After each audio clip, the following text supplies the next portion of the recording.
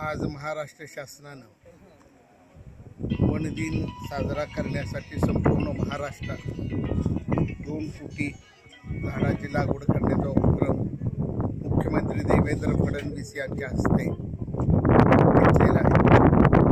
हा कार्यक्रम अतिशय स्तुत्य आणि आपल्या राज्याच्या भविष्याच्या प्रगतीसाठी हितकारक असा कार्यक्रम आहे।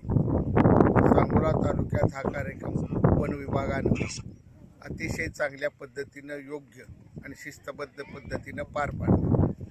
एका तासात कटपळमध्ये 43,000 झाडाची लागवड करणं हे काम अतिशय यशस्वीरित्या सर्व अधिकाऱ्यांनी पार पाडलं, त्याबद्दल त्यांचं सर्वांचं अभिनंदन। आज वृक्षतोडीमुळे निर्माण होणारी दुष्काळाची सातत्यानं कोसळणारं संकट आपल्या राज्यावरचं हे निवारण करण्यासाठी भारतीय जनता पार्टी आणि शिवसेना या सरकारनं हा घेतलेला उपक्रम या सरकारचं अभिनंदन करण्यासारखं आहे।